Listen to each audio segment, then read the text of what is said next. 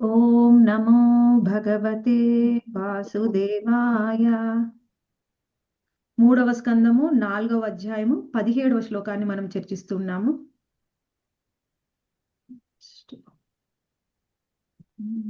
సునీత మాతాజీ చదువుతారా?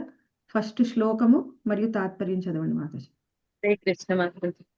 మంత్రేషు మాం వా ఉపహూయ యత్వా మకుంఠితాఖండ సదాత్మబోధః పృచ్ఛేః ప్రభో ముక్త ఇవ ప్రమత్త స్తన్నో మనోమోహయతీవ దేవా. భావము: ఓ ప్రభు, నిత్యుడవగు నీవు కాల ప్రభావముచే ఖండితుడవు కాబోవు. నీ పూర్ణ జ్ఞానం అపారమైనది. ఆ విధంగా నీకు నీవే విచారణ కావించుకున్న సమర్థుడవై ఉన్నావు.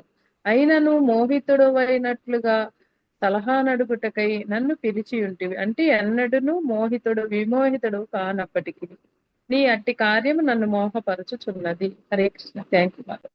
హరే కృష్ణ మాతాజీ. ఇప్పుడు మనము 3వ స్కందము 4వ అధ్యాయంలో గత 2-3 అధ్యాయాలుగా ఉద్ధవుడికి మనం మొదటి అధ్యాయం నుంచి కూడా ఉద్ధవుడు స్మరించుకుంటూ ఉన్నాడు శ్రీకృష్ణ భగవానుని. ముందు మనము మొదటి అధ్యాయంలో విదురుడు ఏ విధంగా తన యొక్క రాజ్యాన్ని వదిలి తీర్థయాత్రలకు ఎలా వెళ్ళాడు, ఆ తర్వాత తీర్థయాత్రల్లో భాగంగా ఆయనకు అవకాశం దొరికింది. ఆయన చాలా సంతోషించాడు కూడా. నాకు మొదటిసారి ఆయన సంతోషంగా భక్తుల్ని కలుసుకునే అవకాశం వచ్చింది అని ఆయన తీర్థయాత్రలకు వెళ్ళి అక్కడ ఎంతో మంది సాధువుల్ని కలుస్తూ ఉన్నారు. ముఖ్యంగా మనకు ఆయన విదురుణ్ణి కలుసుకున్నారు. ఎప్పుడైతే విదురుణ్ణి కలుసుకుని విదురుడితోని మాట్లాడుతూ ఉన్నారు, ఆయన ముందు కొన్ని ప్రశ్నలు అడిగాడు అనమాట విదురుణ్ణి. అందులో కృష్ణుడి గురించి కూడా ప్రశ్న అడుగుతాడు. ఎప్పుడైతే ఆ ప్రశ్న అడిగాడో ఇంకా బుద్ధుడు కృష్ణుడిని స్మరించుకోవడం మొదలు పెట్టాడు. అలా బృందావనేతర లీలల్ని అంటే ద్వారక లీలల్ని అన్నిటిని కూడా స్మరించుకుంటూ ఉన్నాడు. అందులో భాగంగానే ఇప్పుడు మనకి కృష్ణుడు చేసినటువంటి అన్ని లీలలు, ముఖ్యంగా ఈ 16వ శ్లోకంలో మనం ఏం చర్చించామంటే కృష్ణుడు ద్వారకలో చేసిన ప్రతి ఒక్క లీలని కూడా స్మరించుకుంటూ ఆయన మోహపడుతూ ఉన్నాడు. మోహపడ్డం అంటే ఉద్ధవుడు లాంటి గొప్ప భక్తుడికి మోహం ఉంటుందా అంటే మోహమే ఉండదు. కాకపోతే అసలు ఎలా అర్థం చేసుకోవాలి కృష్ణుడి యొక్క లీలల్ని అని ఆయన ఆలోచిస్తున్నాడు అనమాట. ఎవరు కూడా కృష్ణుడి లీలల్ని అర్థం చేసుకోవడానికి ప్రయత్నం చేయకూడదు. యథారూపంలో ఉన్నవి ఉన్నట్టు మాత్రమే మనం వినాలి. విని వాటిని యథారూపంగా స్వీకరించాలి తప్ప వాటిని మనం అర్థం చేసుకోలేము. ఆ విషయాన్ని మనకి వివరిస్తూ ఉన్నారనమాట. అయితే ఆయన లీలలు ఎలా ఉన్నాయి?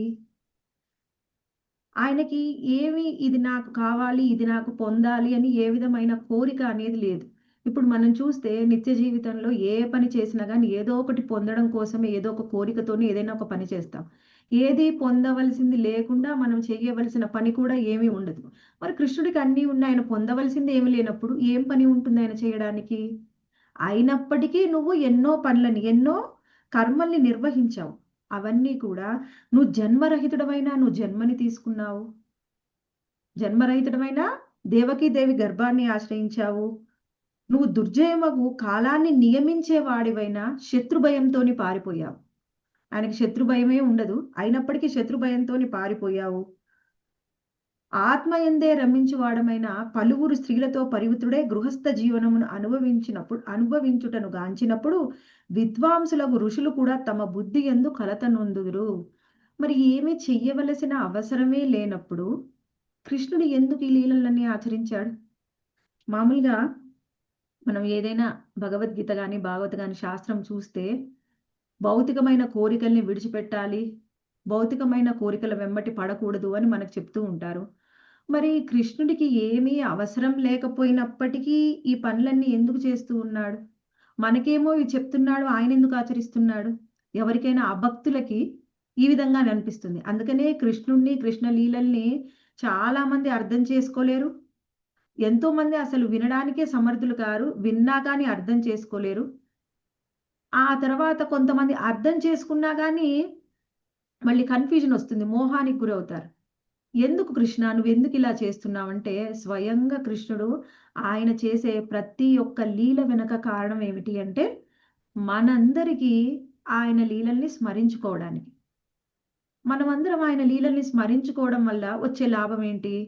మనకి కృష్ణుడి యొక్క ప్రతి లీలలో కూడా చూస్తే మనం ఒక విషయాన్ని నేర్చుకోవచ్చు. కృష్ణుడు బృందావనంలో ఉన్నప్పుడు ఎంతో మంది ఒక చిన్న పిల్లవాడుగా ఆ గోపబాలులాగా ఎంతో మంది ఆ మాతృస్థానంలో ఉన్నటువంటి పితృస్థానంలో ఉన్నటువంటి గోపబాలులకి మళ్ళీ గోపులకి మరియు గోపభామలకి అందరికీ కూడా ఎంతో ఆనందాన్ని ఇచ్చాడు. ఎంతో మందికి కృష్ణుడిని ఇప్పటికి కూడా చిన్న పిల్లవాడిలాగా చూస్తే ఇష్టం. అందుకనే చాలా మంది నార్త్ ఇండియాలో, మన సౌత్ ఇండియాలో తక్కువ, నార్త్ ఇండియాలో లడ్డు గోపాల్ని ఎక్కువగా ఆరాధిస్తూ ఉంటారు. ఎందుకంటే కృష్ణుడిని నువ్వు చిన్న పిల్లవాడిగా చూస్తే ఇష్టం. అందుకనే ఒకవేళ నీకు నన్ను చిన్న పిల్లవాడిగా చూస్తే ఇష్టమా? ఇప్పుడు మనం చూసామనుకోండి, మన నిజ జీవితంలో మన పిల్లలు ఎవరైనా చిన్నప్పుడు చాలా బాగుంటారు. కాస్త పెద్దయితే ఇంకా వాళ్ళకంటూ ఇండివిడ్యువాలిటీ వచ్చేస్తుంది. ఇంకా మన మాటను వినరు. ఇంకొంత పెద్దయితే ఈ మధ్య తల్లిదండ్రులతోనే గొడవలు పడుతున్నారు. తల్లిదండ్రులు చెప్పిన మాట కూడా వినట్లేదు. అప్పుడు ఏమనిపిస్తుంది? చిన్నప్పుడు ఆ చిన్న పిల్లల్ని చూస్తే వచ్చిన ఆనందము తల్లిదండ్రులకి వాళ్ళు పెద్దయిన తర్వాత రావట్లేదు. కానీ కృష్ణుడిని మాత్రం ఎప్పుడూ కూడా చిన్న పిల్లవాడిలాగా చూడొచ్చు. ఒకవేళ నీకు చిన్న పిల్లల్ని చూస్తే ఇష్టమా? అయితే రా. ఎలా రావాలి? ఎక్కడికి రావాలి? గోలోక బృందావనానికి రా. అక్కడ నువ్వు ఎప్పుడు కోరుకుంటే అప్పుడు నన్ను గోపబాలులాగా చిన్న కృష్ణుడిలాగా నన్ను చూడొచ్చు. నాతో ఆడుకోవచ్చు. నాకు సేవలు చేయొచ్చు. ఏ విధంగా నువ్వు కోరుకుంటావో ఆ విధంగా అక్కడ నేను మీకు కనిపిస్తాను. నీ భావాన్ని బట్టి నేను మీకు కనిపిస్తాను అని స్వయంగా కృష్ణుడు ఇక్కడ ఏంటి బృందావనంలో డెమో చూపిస్తున్నాడనమాట. తర్వాత కాస్త పెద్దయ్యామనుకోండి. కాస్త పెద్దయితే చిన్న పిల్లలు మనకి 7, 10 సంవత్సరాల వయసు. ఆ చిన్న పిల్లలందరూ కూడా 5 సంవత్సరాల నుంచి కూడా ఇంకా బయటకు వెళ్లి ఆడుకోవడం మొదలు పెడతారు పిల్లలు. అప్పుడు ఎంతో మంది పిల్లలకి కృష్ణుడు ఒక స్నేహితుడిలాగా, గోపబాలులాగా వాళ్ళతోని వనానికి వెళ్ళడం ఎన్నో సంవత్సరాలలా. కృష్ణుడు ఎప్పుడైతే మధురకు వెళ్తారో దాదాపుగా 6, 7 సంవత్సరాలు కృష్ణుడు వాళ్ళతోనే ఉన్నాడు. నువ్వు ఏ విధంగా ఉంది? ఓకే. నాతో సాఖ్య భావంలో ఉండాలనుందా? నాతో ఆడుకోవాలనుందా? నాతో సమయాన్ని గడపాలనుందా? మనకి వాత్సల్య భావంలో ఉన్నప్పుడైనా కృష్ణుడితో గడిపే సమయం తక్కువ. సాఖ్య భావంలో ఉన్నప్పుడే కృష్ణుడితోని ఎక్కువ సమయం గడపవచ్చు. అలా నీకు ఉందా? సరే అయితే. నువ్వు బృందావనానికి రా. నువ్వు ఎలా కోరుకున్నావో అలా నేను నీకు కనిపిస్తాను. అలా నేను నీతో ఉంటాను. అలా నేను నీతోని ప్రతిరోజు వనాలకొస్తాను గోవులతోని అని మనకు చెప్తున్నారు. తర్వాత కొంతమందికి అనిపిస్తుంది. ఎవరినైనా అడిగితే చిన్నప్పుడు స్కూల్ టైము, కాలేజ్ టైమే చాలా బావుందండి. ఇప్పుడున్న సమయం కంటే అని ఎవరైనా ఎక్కువ చెప్తూ ఉంటారు. అయితే మనకు ఆ సమయంలో ఉన్నప్పుడు దాని విలువ తెలీదు. ఆ సమయంలో ఉన్నప్పుడు ఏమనిపిస్తుంది? అబ్బాయి స్కూల్సు, ఎగ్జామ్సు, స్టడీసు అనేది కొంచెం విసుగ్గా అనిపిస్తుంది. కానీ ఇప్పుడు అర్థమైతుంది. అప్పుడు రోజుల్లో మనకి ఏ బాధ్యతలు ఉండవు. హాయిగా ప్రశాంతంగా ఉండొచ్చు. ఇప్పుడు ఆ విలువ తెలుస్తుంది. సరే నువ్వు అలా కావాలంటే అదే. సరే ఇంకొంచెం పెద్ద వయసొచ్చింది. యుక్త వయసొచ్చినప్పుడు ఎవరైనా సరే ఏంటి? ఆ వయసులో వాళ్ళకున్న ఆపోజిట్ జెండర్ అంటే స్త్రీలకైతే పురుషుల మీద, పురుషులకైతే స్త్రీల మీద అట్రాక్షన్.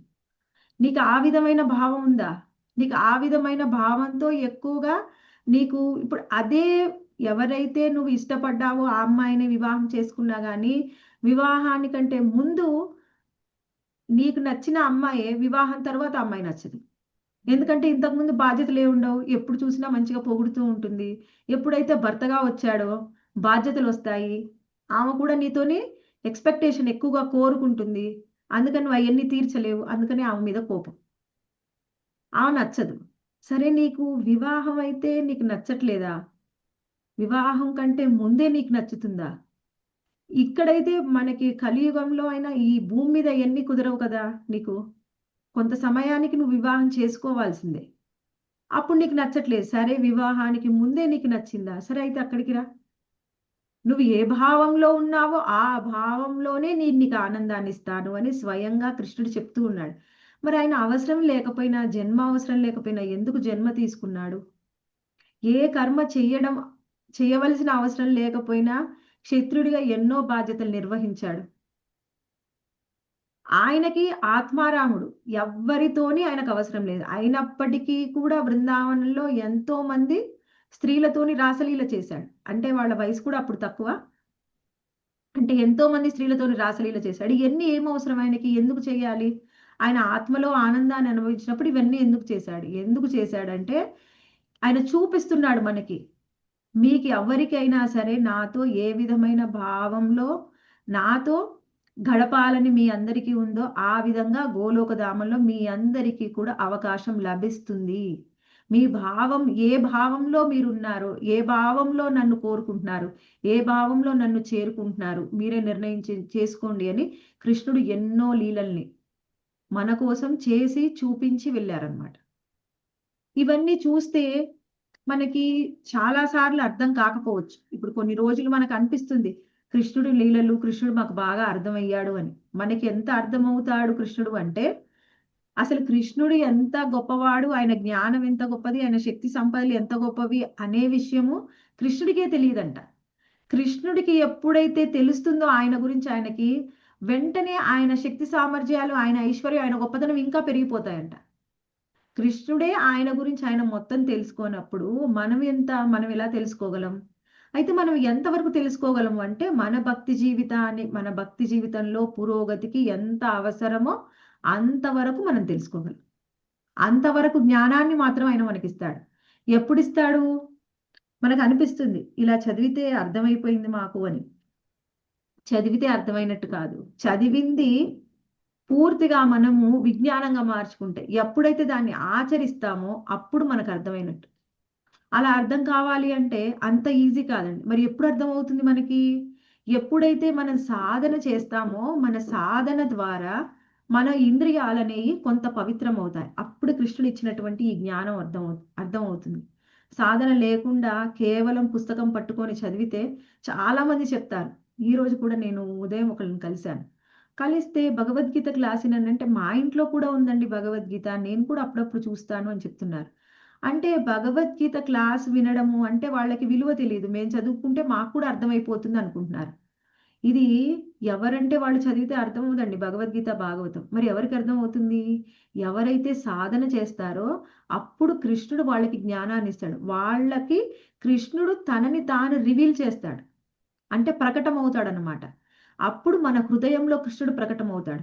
ఈ జ్ఞానం అంతా కూడా మనకి ఎందుకు ఇస్తున్నాడంటే, మనకి చూపిస్తున్నాడనమాట, నువ్వు నన్ను ఎలా చేరుకోవాలనుకుంటున్నావు. ఏ యథామాం ప్రపద్యంతే, అన్ని రకాల లీలల్ని చేసి, అయితే ఇన్ని రకాల లీలల్ని చేస్తుంటే స్వయంగా ఉద్ధవుడే మోహపడ్డాడనమాట.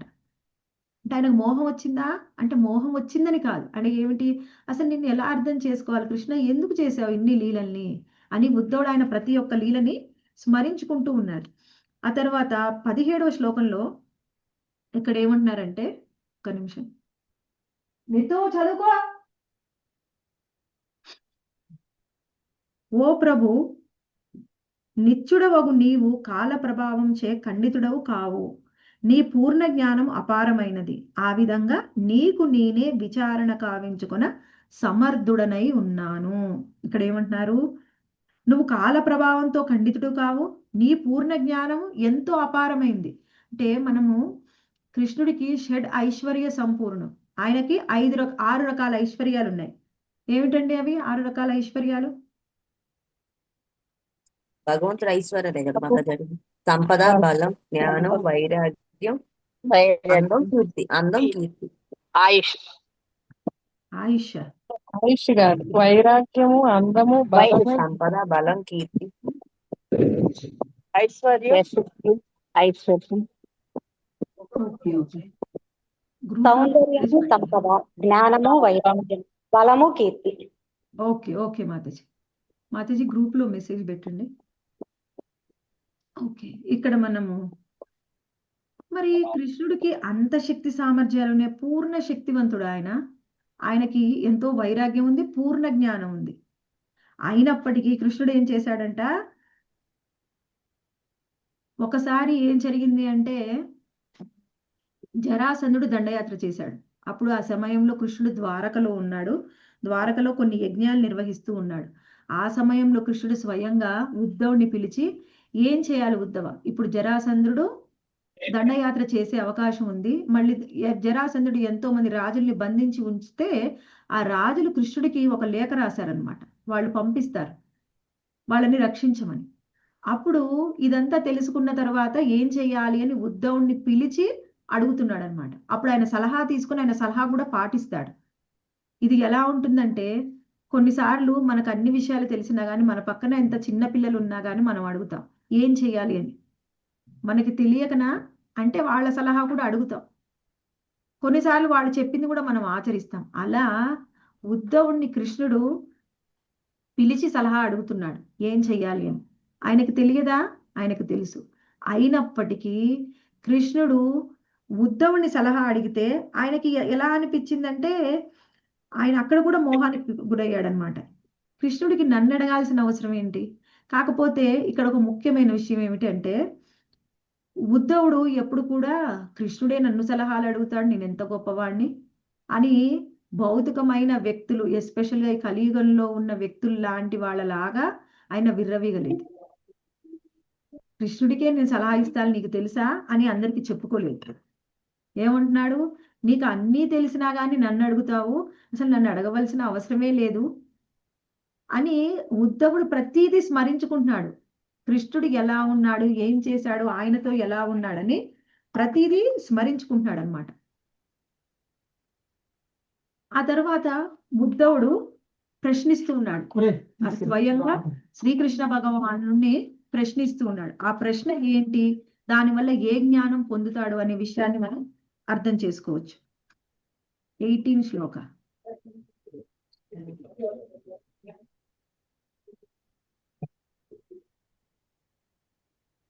జ్ఞానం పరం స్వాత్మరః ప్రకాశం ప్రోవాచ తస్మై భగవాన్ సమగ్రం అపిక్షమం నో గ్రహణాయ భర్త విదాం జసాయద్రుజినం తరేషు. సత్య ప్రభు. హరే కృష్ణ. చదవండి. హరే కృష్ణ మాతాజీ. దండోత్సవం మాతాజీ. స్వామి, నిన్ను గూర్చిన జ్ఞానమును కలుగజేయునది మరియు తొలత నీవు బ్రహ్మదేవునకు వివరించినది నగు దివ్య జ్ఞానమును దయతో మాకు గ్రహించుటకు మేము యోగ్యులమని నీవు తలిచినచో వివరింపు. ధన్యవాదాలు మాతాజీ. హరే కృష్ణ. ఇది చాలా ఇంపార్టెంట్. ఆయన ఏం ప్రశ్నిస్తున్నారో ఒకసారి వినండి. స్వామి, నిన్ను గూర్చిన జ్ఞానము కలుగజేయినదియు మరియు తొలుత నీవు బ్రహ్మదేవునికి వివరించినదియు. ఏమిటి ఆయన గురించిన జ్ఞానము? ఏ జ్ఞానం అంట? నీ గురించిన జ్ఞానం ఇవ్వు అంటే ఏదైనా కృష్ణ భగవానికి సంబంధించిన జ్ఞానమే అని పర్టికులర్ గా మళ్ళీ అడుగుతున్నాడు అనమాట. బ్రహ్మదేవునకు వివరించినదియు.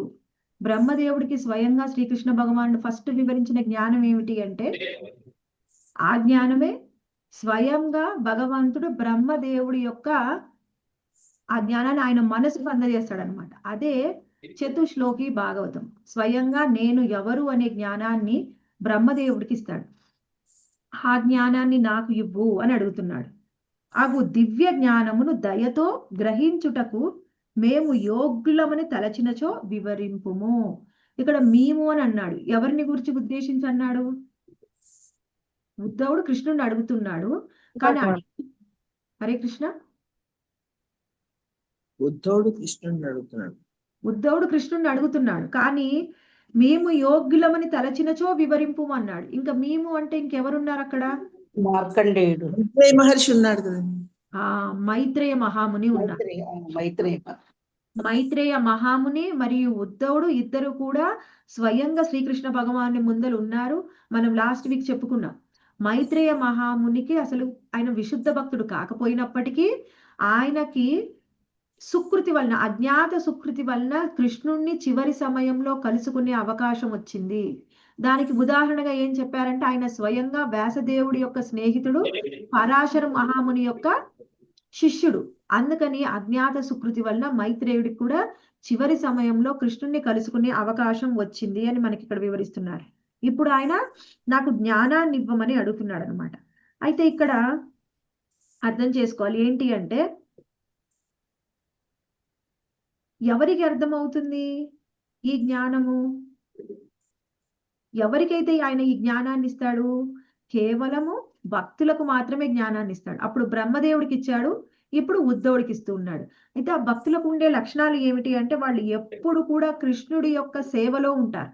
అందుకని ఎన్ని సమస్యలు ఉన్నా భౌతికమైన ఏ సమస్య కూడా వాళ్ళని బాధించదు. ఎప్పుడు కృష్ణుడి సేవలో ఉండడం వల్ల విశుద్ధ భక్తులకి భౌతికమైన సమస్యలు కానీ కష్టాలు కానీ వాళ్ళని బాధించవు. ఎప్పుడైతే వాళ్ళు భగవత్ సాంగత్యానికి దూరం అవుతారో అప్పుడు వాళ్ళని కష్టాలు బాధిస్తాయి. భగవత్ సాంగత్యంలో లేనప్పుడు అంటే ఇప్పుడు చూడండి, ఎవరికైనా మీ అందరికి మనం భగవద్గీత భాగవతం వింటూ ఉంటాము, ఉదయం జపం చేయడము. మనకి ఇలా సర్వీస్ లో ఉన్నప్పుడు మీకు ఏదైనా సమస్య కానీ ప్రాబ్లం కానీ ఉన్నప్పుడు గుర్తొస్తాయా? దానివల్ల మీరు బాధపడతారా? బాధపడి లేదు మాతాజీ. ఇక్కడ ఏదో అవన్నీ మనకి ఏం గుర్తుకు రావు. ఎప్పుడు మనకు అవి గుర్తొస్తాయి? మనం సాంగత్యంలో లేనప్పుడు సాంగత్యంలో లేనప్పుడు, ఖాళీగా ఉన్నప్పుడు, ఏదైనా భౌతికమైన పనులు చేస్తూ ఉన్నప్పుడు మాత్రమే మనకి గుర్తొస్తాయి. అంటే ఎంతసేపు మనం కృష్ణ సేవలో ఉంటామో మనకి ఏ సమస్య రాదు. కొన్ని సమస్యలు అనేవి సమయాన్ని బట్టి ఆ సమస్యలు వాటంతట అవే తొలగిపోతాయి. కానీ మనం ఎప్పుడైతే సేవకు దూరం అవుతాం, కొన్నిసార్లు ఏం చేస్తామంటే మాకు ఆ సమస్య ఉందండి, ఈ సమస్య ఉందని కృష్ణ సేవకు దూరం అవుతూ ఉంటారు. జపానికి జాయిన్ అవ్వడము, లేకపోతే క్లాసెస్ వినడానికి టయానికి రారు, క్లాసెస్ వినరు. ఎప్పుడైతే అప్పుడు ఆ విధంగా కృష్ణుడికి దూరం అవుతామో సమస్య ఇంకా రెట్టింపు అవుతుంది. మన సమస్య వచ్చినప్పుడు కృష్ణుడిని గట్టిగా పట్టుకోవాలి, కానీ ఎప్పుడు కూడా దూరం అవ్వకూడదు. అందుకే చెప్తున్నాను అనమాట, భగవత్ సాంగత్యం లేనప్పుడే అట్టి భక్తుడు క్లేశములను అనుభవించును అనే విషయాన్ని మనకి ఇక్కడ వివరిస్తున్నారు. తర్వాత భగవంతుడి యొక్క సాంగత్యం, భగవంతుడి యొక్క కర్మల నిరంతర స్మరణం. భగవంతుడి కర్మల్ని ఏమంటారండి? లీలలు. భగవంతుడి కర్మల్ని లీలలు అంటాం. మనం చేసే పనులను ఏమంటాం? కర్మలు అంటాం. కర్మలు. భగవంతుడి కర్మలు అంటే లీలలు అనమాట. ఎప్పుడైతే ఆయన లీలల్ని స్మరించుకుంటామో మనకు ఉండేటట్టు దుఃఖం కూడా మనం మర్చిపోతాము. అందుకనే ఎప్పుడైతే నువ్వు బ్రహ్మదేవుడికి జ్ఞానం ఇచ్చావు కదా, అదే విధంగా మాకు కూడా జ్ఞానాన్ని ఇవ్వు, శ్రీమద్ భాగవత జ్ఞానాన్ని ఇవ్వమని స్వయంగా ఉద్ధవుడు భగవంతుణ్ణి కోరుకుంటూ ఉన్నాడు. అయితే ముందు ఒక ప్రశ్న ఒకటి చెప్పాడు పైన, నాకు జ్ఞానం ఇవ్వు అని అడగలేదు డైరెక్ట్ గా. ఏమన్నాడు? మేము కనుక యోగ్యులమని కనుక నువ్వు తలిస్తే మాకు జ్ఞానం ఇవ్వు అని అడిగాడు.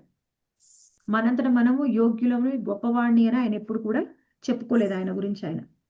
అది చాలా ముఖ్యమైన విషయం. అంటే ప్రశ్నించేటప్పుడు మన స్వభావం ఎలా ఉండాలి అంటే వినయం ఉండాలి. అదే భగవద్గీతలో తెలుసుకున్నాం. తద్విత్తి ప్రణిపాతేన పరిప్రశ్నేన సేవయ ఉపదేక్షంతి జ్ఞానం జ్ఞానినస్తత్వదర్శినః. ఏం చెప్తున్నారు? జ్ఞానం పొందాలి అనుకున్నప్పుడు వినయంగా ఉండి గురువుని ప్రశ్నించాలి. అలానే ఉద్ధవుడు వినయంగా గురువుని ప్రశ్నించాడు. ఇప్పుడు గురువు జ్ఞానాన్ని ఇస్తాడు. అప్పుడు వినయంగా ఉన్నప్పుడు గురువు జ్ఞానాన్ని ఇస్తేనే మనకు అర్థం అవుతుంది. మనం యారోగెంట్ గా ఉంటే గురువు జ్ఞానం ఇచ్చినా అది మనకు సరిగ్గా అర్థం కాదు.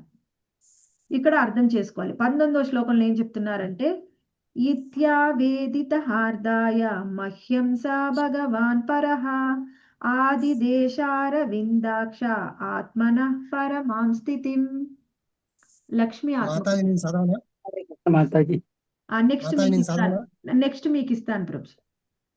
అదే విధంగా దేవదేవునికి నా హృదయపూర్వకమైన కోరికను వెల్లడించినప్పుడు ఆ అరవిందాక్షుడు తన దివ్య స్థితిని గూర్చి నాకు ఉపదేశించను. భాష్యం కూడా చదవనా మాతాజీ? వద్దు మాతాజీ.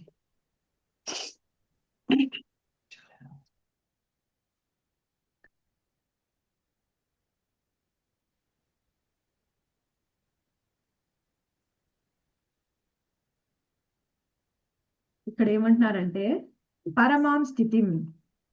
ఆ విధంగా ఆయన కోరికను వెల్లడించినప్పుడు అరవిందాక్షుడు తన దివ్య స్థితిని గురించి నాకు ఉపదేశించను. ఏమిటా దివ్య స్థితి? అనే యొక్క దివ్య స్థితి, ఆయన గొప్పతనం ఏమిటి అనేది మనకు చతుశ్లోకి భాగవతంలో వివరించారు. అటువంటి దివ్య స్థితిని గురించి ఆయన వివరించారు. అయితే ఇక్కడ మనం పూర్తిగా చతుశ్లోకి భాగవతం గురించి చర్చించము. మనకి 11వ స్కందంలో చతుశ్లోకి భాగవతం యొక్క పూర్తి వివరణ డీటెయిల్డ్ గా మనం అక్కడ చర్చించుకోవచ్చు. ఇక్కడ మాత్రం ఏం చెప్తున్నారంటే ఆయన పరమ స్థితి గురించి, దివ్య స్థితిని గురించి మాకు వివరించారు. ఇక్కడ ఇంకేమన్నారంటే మహ్యం అనే శ్లోకం. ఈ శ్లోకంలో మహ్యం అనేది చాలా ఇంపార్టెంట్. ఆ ముందు శ్లోకంలో ఏమన్నారు? దయతో మాకు గ్రహించుటకు మేము యోగ్యులమని నీవు తలచినచో వివరించుము అన్నారు. మాకు వివరించు అని అడిగారు. ఇక్కడ ఏం చెప్పారు అంటే బుద్ధుడు ఆ జ్ఞానాన్ని మహ్యం అంటే నాకు వివరించాడు అని చెప్తున్నారు. ఇది చాలా ఇంపార్టెంట్. ఇక్కడ అదే విషయాన్ని మనకి వివరిస్తున్నారనమాట భాష్యంలో. ఏమన్నారంటే పరమాం స్థితి అనే పదము ప్రధానమైంది.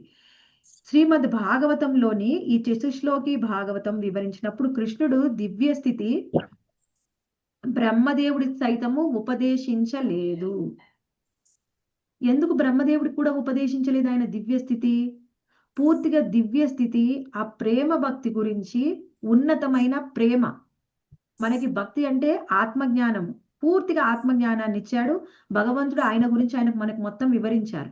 అయితే పూర్తిగా ఆయన గురించి ఆయన ప్రేమ భావం అనేది, ప్రేమ భక్తి గురించి వివరించలేదు బ్రహ్మదేవుడికి. ఎందుకు అంటే బ్రహ్మదేవుడు భక్తుడే అయినప్పటికీ ఆయన భక్తిలో కొంత రజోగుణం అనేది మిక్స్ అయి ఉంటుంది అనమాట. ఎందుకంటే ఆయనకి ఇచ్చిన సేవ అటువంటిది, కొంత మిక్స్ అయి ఉంటుంది. అందుకే బ్రహ్మదేవుడు వివరించలేదు, కానీ ఉద్ధవుడికి వివరిస్తూ ఉన్నారు. మళ్ళీ ఇక్కడ మనం అనుకుంటామేమో అని, మరి మైత్రేయుడు కూడా విశుద్ధ భక్తుడు కాదు కదా, మరి మైత్రుడికి ఎలా వివరించారు అనుకుంటామేమో అని ఇక్కడ పర్టికులర్ గా చెప్తున్నారనమాట. బుద్ధవుడు ఏమంటున్నాడంటే ఆ జ్ఞానాన్ని నీవు నాకు వివరించావు. ఎందుకు? ఉద్ధవుడు మాత్రమే విశుద్ధ భక్తుడు. అక్కడ ఆయన దివ్య స్థితి, భగవానుడు తన విశేషమగు దివ్య స్థితిని వివరించినప్పుడు కేవలం అది ఉద్ధవునికే ఉపదేశించబడెను. కనుక మైత్రేయుడు సైతము చెంతనే ఆసీనుడైనప్పటికీ ఉద్ధవుడు ప్రత్యేకించి మహ్యమని పలికినాడు. అంటే మైత్రేయ మహర్షి చెప్పలేదా మేడం? మైత్రేయ మహర్షి కూడా విన్నాడు పక్కనే ఉండి, కానీ మనం చెప్పేటప్పుడు ఒకళ్ళకెళ్ళి చూసుకుంటూ ప్రత్యేకించి వాళ్ళకు చెప్తాం చూడండి ఒక్కొక్కసారి. అలా ఆ విధంగా ఆయనతోనే మాట్లాడుతున్నాడు, ఆయనకెళ్ళే చూసి ఆయనకు మాత్రమే చెప్తున్నాడు. కానీ మైత్రేయుడికి కూడా ఆ కృప రావాలి, ఆయన కృప ఇవ్వాలి అనుకున్నారు కాబట్టి అక్కడికి తీసుకొచ్చారు. ఎవరైతే కాల్పనిక జ్ఞానము, కామ్యకర్మలతోని మిశ్రితమైన భక్తిని చేస్తారో వాళ్ళు అటువంటి గుహ్యమైన జ్ఞానాన్ని అర్థం చేసుకోలేరు. ఈ మిశ్రిత భక్తి ఉన్న వాళ్ళకి ఎంతవరకు జ్ఞానం ఇవ్వాలో అంతవరకే ఇస్తాడు. శుద్ధ భక్తుడికి మాత్రం వాళ్ళకి ఎంత జ్ఞానం ఇవ్వాలో అంతే ఇస్తాడు. మనకి చైతన్య మహాప్రభు పూర్తిగా ఆయన భక్తి గురించి అసలు ఎన్నో సార్లు ఎంతో మంది భక్తులతో చర్చించారు. కానీ రామానంద రాయ్తో మాత్రమే భక్తిలో ఉన్నత భక్తి గురించి, ప్రేమ భక్తి గురించి కేవలం రామానంద రాయ్తోనే చర్చించారు చైతన్య మహాప్రభు. రామానంద రాయ్ ఎవరంటే స్వయంగా విశాఖ సఖి, స్వరూప దామోదర దాస్ ఏమో లలిత సఖి. స్వరూప దామోదర్ దాసు మరియు రామానంద రాయ్ అంటే విశాఖ మరియు లలితతోనే ఉత్తమమైన భక్తి, ప్రేమ భక్తి గురించి, గోపికల గురించి, రాధారాణి గురించి వాళ్ళిద్దరితో మాత్రమే చర్చించేవాడు. ఇంకా ఎవరితో కూడా ఆ విషయాలు చర్చించలేదు. కాకపోతే రూప గోస్వామి చైతన్య మహాప్రభు యొక్క అర్థం చేసుకొని తర్వాత మహాప్రభు నుంచి ఇన్స్ట్రక్షన్స్ తీసుకొని భక్తి రసామృత సింధు రాశారు.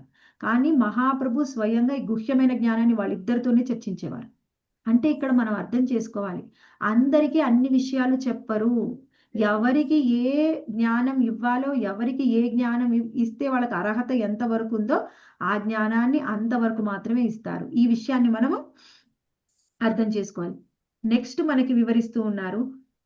సరే, ఆ జ్ఞానంలో ఆయన ఏం చెప్పారు కొంచెం సూచాయిగా మాత్రమే ఇక్కడ ఇచ్చారు. ఈ శ్లోకము, ఈ పర్పోర్ట్ కొంచెం ఇంపార్టెంట్, ఇది మనం చర్చిద్దాము. కానీ పూర్తి జ్ఞానం మాత్రం మనకి ఈ స్కందంలో ఇవ్వలేదు. ఓకే, సునీత హరిబాబు మాతాజీ చదువుతారా?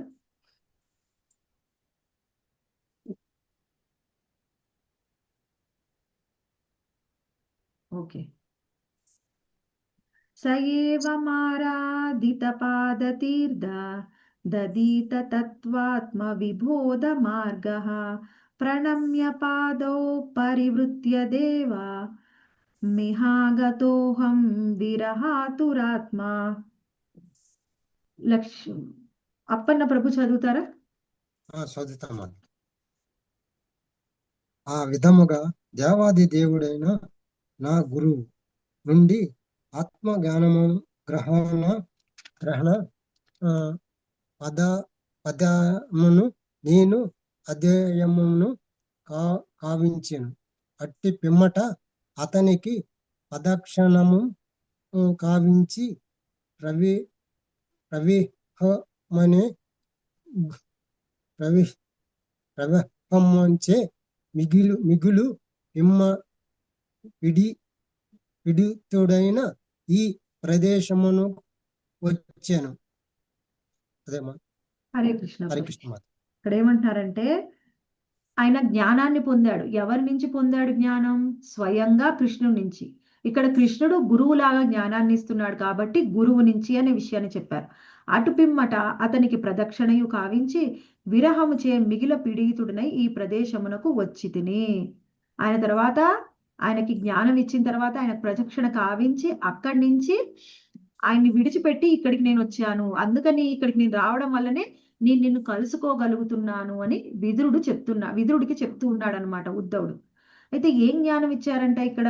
చతుశ్లోకి భాగవతంలో బ్రహ్మదేవుడికి ఏం జ్ఞానం ఇచ్చాడో అదే జ్ఞానం ఇచ్చారు. అయితే అందులో అహమేవ సమేవాగ్ర అనే ఒక శ్లోకం ఉంటుంది చతుశ్లోకి భాగవతంలో. అయితే ఆ శ్లోకంలో ముఖ్యంగా అహము అంటే ఎవరు అని కృష్ణుడు వర్ణిస్తాడు. అహము అంటే నేను, అహము అంటే నేను అంటే ఇక్కడ ఎవరైనా మనకి సాధారణంగా చూస్తే ఎవరైనా నిరాకారవాదులు ఏ విధంగా చెప్తారంటే ఈ మొత్తము శక్తి అంతా భగవంతుడే, భగవంతుడు ఆ శక్తి నుంచి రూపం తీసుకొని వచ్చారు. ఇలా మీరు ఎన్నిసార్లు విన్నాడండి? ఎంతో భగవంతుడికి ఒక రూపం లేదు, అది ఒక శక్తి.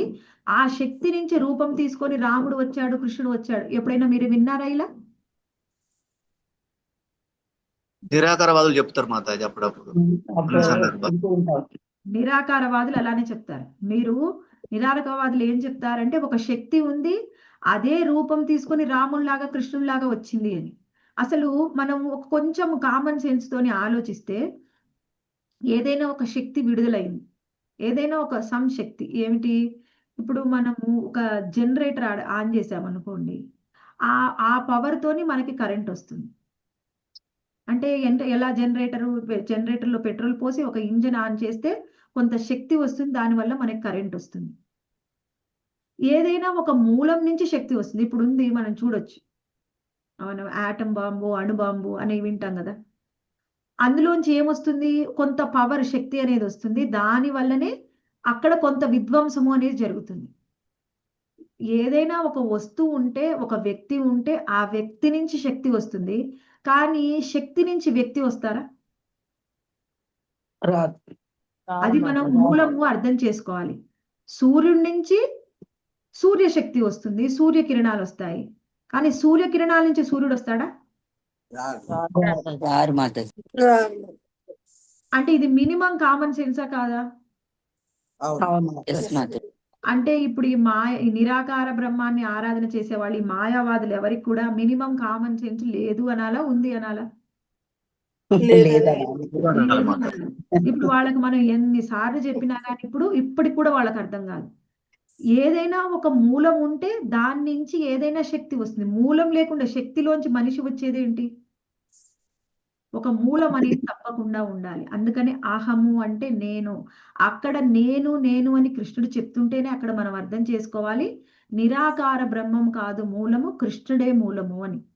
అందులో ఇంకొక శ్లోకంలో కృష్ణుడు చతుశ్లోకి భాగవతంలోనే వివరిస్తారు. ఏం వివరిస్తారు అంటే, ఇది నువ్వు తెలుసుకో, నాకు సంబంధం లేనిది ఏదైనా సరే మాయనే.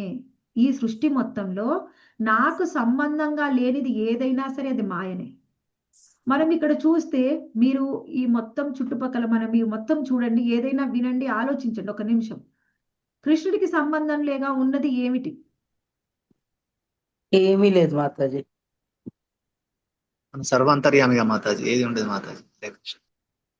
సర్వాంతర్యామి అంటే అంతటా ఉన్నాడు. అవును, కృష్ణుడికి సంబంధం లేకుండా ఏది లేదు, అన్ని కృష్ణ సంబంధంగానే ఉన్నాయి. కృష్ణుడు ఏం చెప్పాడంటే, నాకు సంబంధంగా లేనిది ఏముందో అదే మాయా అని చెప్పాడు. ఇక్కడ మనం అర్థం చేసుకోవాలి. అంటే ఏమిటి? ఈ మాయావాదులు అంటే ఏమిటి? కృష్ణ సంబంధంగా వాళ్ళు ఏది చూడరు, అందుకనే వాళ్ళది మాయావాద తత్వం అని చెప్తారు. కృష్ణ సంబంధమైంది ఏదైనా సరే అది మాయావాద తత్వం కాదు, అది భక్తి. కృష్ణ సంబంధం లేకుంటే నువ్వు ఆలోచిస్తే అదే మాయావాదం.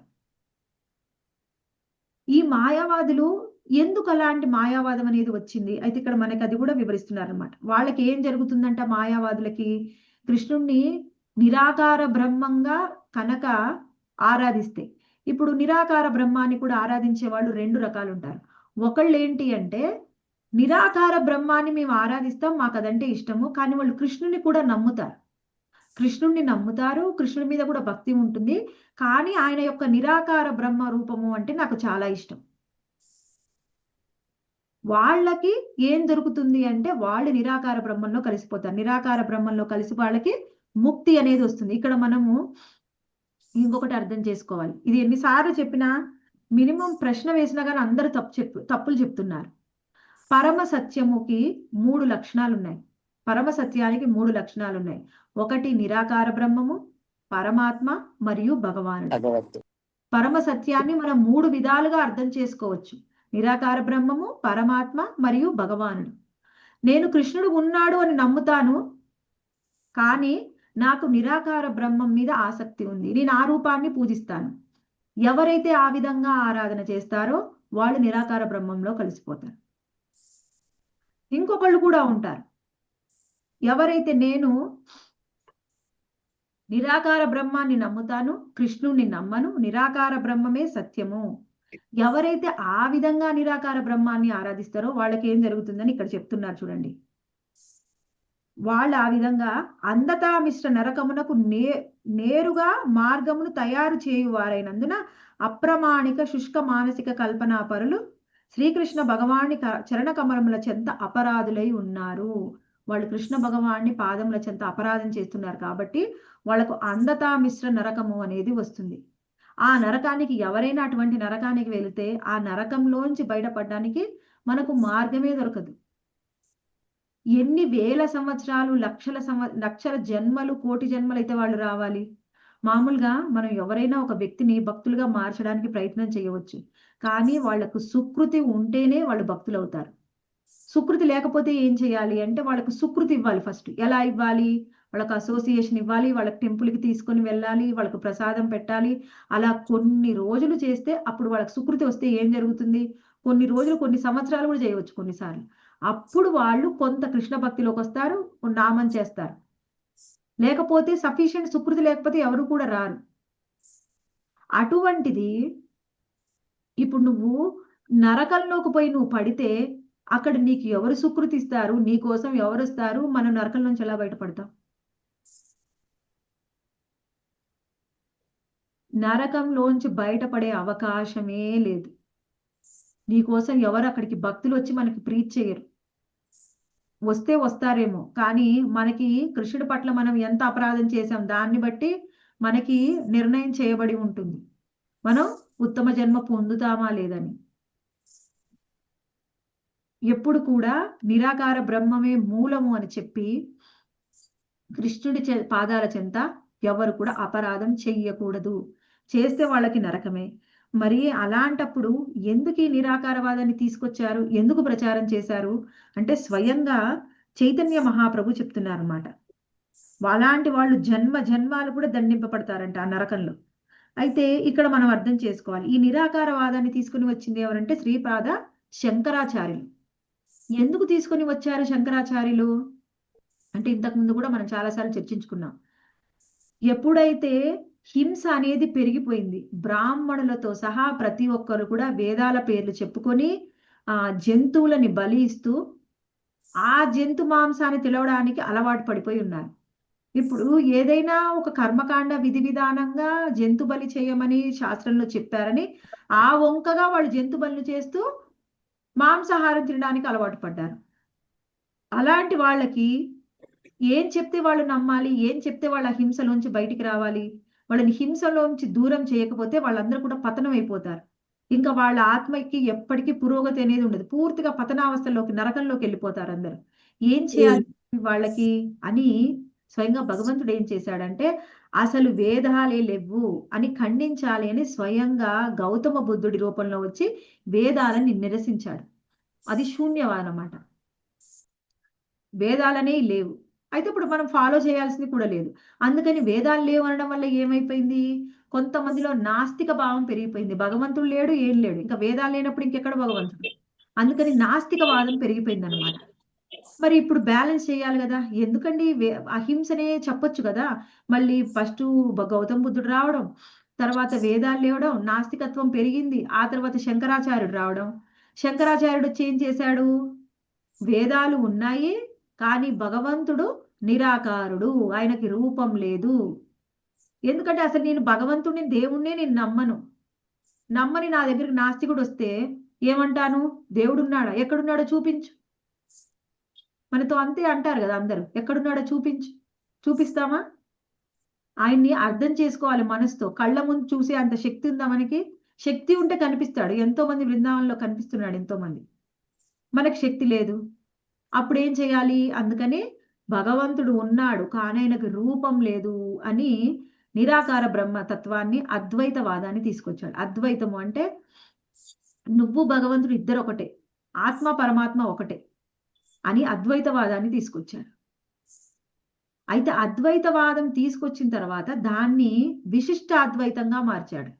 ఆ తర్వాత రామానుజాచార్యులు వచ్చి విశిష్టాద్వైతాన్ని తీసుకొచ్చారు.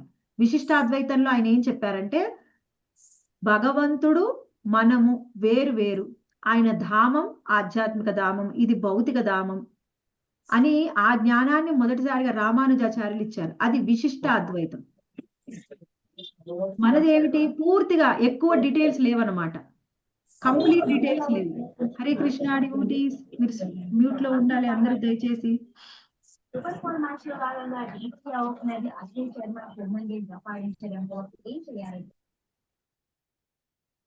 అయితే అప్పుడు విశిష్టాద్వైతాన్ని తీసుకొచ్చారు. ఆ తర్వాత నెక్స్ట్ ద్వైతము మధ్వాచార్యులు చెప్పారు.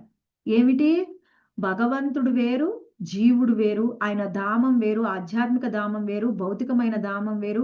ఆధ్యాత్మికమైన ధామంలో మొత్తం వైకుంఠ లోకాలు ఉంటాయి, వైకుంఠ లోకాలకు పైన గోలోక ధామం ఉంటుంది.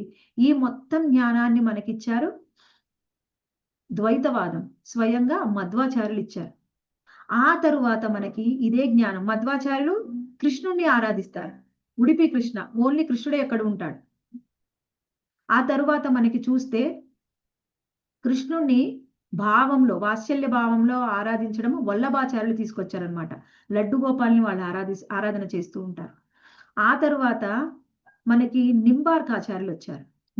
నింబార్కాచార్యులు ఏం చేశారంటే, రాధాకృష్ణుని ఎలా ఆరాధించాలో చెప్పారు. కానీ రాధని ఎందుకు ఆరాధించాలి, రాధారాణిని అంటే కృష్ణుడి కోసం ఆ రాధారాణిని ఆరాధించాలి. కృష్ణుడికి రాధారాణి అంటే ఇష్టం కాబట్టి మనము రాధారాణిని కూడా ఆరాధించాలి. ఆ తరువాత వచ్చారు చైతన్య మహాప్రభు. చైతన్య మహాప్రభు ఏం చెప్పారంటే, రాధారాణిని ఆరాధించాలి. ఎందుకు అంటే, రాధారాణిని ఆరాధిస్తూ కృష్ణుని కూడా ఆరాధిద్దాం. ఎందుకు, కృష్ణుడు అంటే రాధారాణికి ఇష్టం కాబట్టి. మనము గౌడీయ వైష్ణవులకి మూలము రాధారాణి, కృష్ణుడు కాదు. ఎందుకు అంటే, కృష్ణుడికి చాలా ప్రియమైనది రాధారాణి, కృష్ణుడి యొక్క ఆంతరంగిక శక్తి. ఆ విధంగా మాధుర్య భావాన్ని, మాధుర్య భక్తిని ప్రచారం చేశారు చైతన్య మహాప్రభు. మరి స్వయంగా ఎందుకంటే ఇంతమంది రావడము సమయానుకూలంగా, ఒకళ్ళ తర్వాత ఒకళ్ళ ఆచార్యులు వచ్చి వాళ్ళు ఒక్కొక్క తర్వాత ఒకటి సిద్ధాంతాన్ని, ఫిలాసఫీ, తత్వాన్ని చెప్పారనమాట. మరి మనం ఒకేసారి చెప్తే ఏమవుతుంది, ఎవరైనా పిల్లలు పుట్టారనుకోండి, పిల్లలు అన్నప్రసన్న రోజు ఏం పెడతారండి? హరే కృష్ణ, పప్పు నెయ్యి అన్నప్రసన్న పాయసం పెడతారు. పరమాన్నం ఎలా పాలతోని చేసి చాలా పల్సగా కొంచెం చేసి కొంచెం నాకు ఇస్తుంది. అంతేగాని ఆవకాయ అన్నం బిర్యానీ పెడతారా? మరి మనకి కూడా ఒకేసారి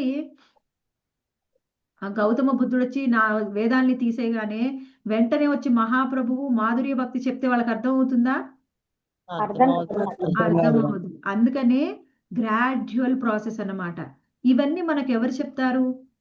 ఎవరైతే ఆచార్యులు చెప్తారు, వాళ్ళు చెప్తే మనకు అర్థం అవుతుంది. అంతే తప్ప భగవద్గీత ఉంది మా ఇంట్లో, భాగవతం ఉందని మనం అందరం వరుస కూర్చొని చదివితే మనకు అర్థం అవుతాయి ఇవన్నీ? మనకు ఏం అర్థం కావు. మన కోసము ప్రభుపాదుల వారు చాలా కష్టపడి చాలా డీటెయిల్డ్ గా పర్పోర్ట్ రాశారు. మీరు ఏ భగవద్గీత చూడండి, వాళ్ళ ఎట్లుంటదంటే, ఇప్పుడు మనం ఈ భగవద్గీత చదవడానికి అలవాటు పడ్డాం ప్రభుపాదుల వారిది. వేరే ఏదైనా భగవద్గీత చదివితే మనకు చదివిన అర్థం కూడా కాదు.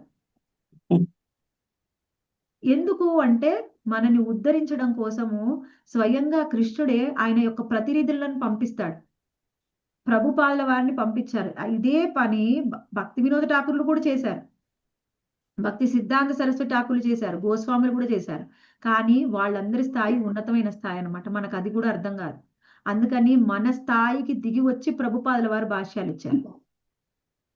భక్తి వినోద్ ఠాకూర్ బుక్స్ చదివితే మనకు అర్థమవుతాయా? అప్పుడప్పుడు మా గురు మహారాజు క్లాసెస్ ఇస్తారనమాట. ఆ క్లాసెస్ వింటే భక్తి వినోద్ ఠాకూర్ రాసినవి, ఇంతకు ముందు ఒక క్లాస్ విన్నాను, అది ఏమిటిది, చైతన్య శిక్షామృత. అది ఎంత టఫ్గా ఉందంటే భక్తిలో ఒక్కొక్క అంగాన్ని ఆయన వివరిస్తూ ఉన్నారు. అక్కడే ఉని వింటూ ఉన్నా కానీ అది అర్థం చేసుకోవడానికి చాలా కష్టమైంది. ఒకే దాన్ని ఒక 2-3 లైన్లు నేను 10 సార్లు వినేదాన్ని, అయినా అర్థం కాదు. అర్థమైనా 1 నిమిషం తర్వాత మళ్ళీ 1 నిమిషం ఒకటి కూడా గుర్తుండదు. అంత డీప్ ఫిలాసఫీ చెప్తారనమాట భక్తి వినోద ఠాకూర్లు. మన స్థాయి తెలుసు కాబట్టి ప్రభుపాదుల వారికి వీళ్ళకి ఇంత డీప్ ఫిలాసఫీ అర్థం కాదని భాష్యం రూపంలో చాలా సరళంగా అర్థమయ్యే విధంగా ఇచ్చారు. ఇక్కడ మనకి ఏం చెప్తున్నారు? స్వయంగా మహాప్రభువు శంకరాచార్యులు వచ్చినది యొక్క ఆయన పర్పస్ వేరు. ఆయన ఎందుకు వచ్చారు అంటే మాయావాదాన్ని వివరించడానికి వచ్చారు. ఆ సమయంలో అది అవసరం, ఇప్పుడు ఆ అవసరం లేదు. ఇప్పుడు ఆ అవసరం లేదు. మరి ఇప్పుడు అవసరం లేకపోయినా ఎందుకు మనం ఇంకా అది పట్టుకొని వెళ్ళడం? ఇది మూర్ఖత్వం అన్నమాట. ముఖ్యమైన విషయము, స్వయంగా శంకరాచార్యులు శ్రీకృష్ణ భగవానుడి యొక్క భక్తుడు. ఎవరికైతే ఆ విషయము ఆయన గోవింద భాష్యం రాశారు. అందులో చూస్తే భగవద్గీత కూడా చూసినా, ఆయన రాసిన ఈ భాష్యాలు చూసినా, స్వయంగా ఆది శంకరాచార్యులు రాసినటువంటి జగన్నాథాష్టకం కూడా ఆయనే రాశారు. అది మొత్తము జగన్నాథుడి మీద ప్రేమ లేకుండా, భక్తి లేకుండా జగన్నాథాష్టకం ఆయన రాయగలరా?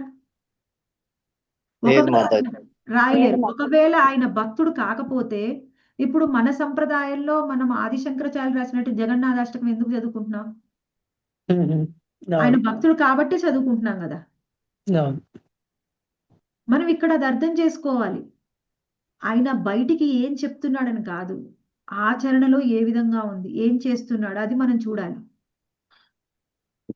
మురారి పాదాలు లేకుండా నువ్వు ఎప్పుడైనా గాని ముక్తి అనేది లభించదని ఎన్నోసార్లు వివరిస్తారు చైతన్య ఆది శంకరాచార్యులు.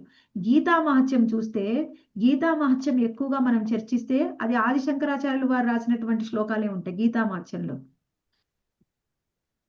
స్వయంగా భగవద్గీత ఒక ఆవు అయితే, అర్జునుడు ఒక చిన్న పిల్లవాడు, అర్జునుడు దూడ.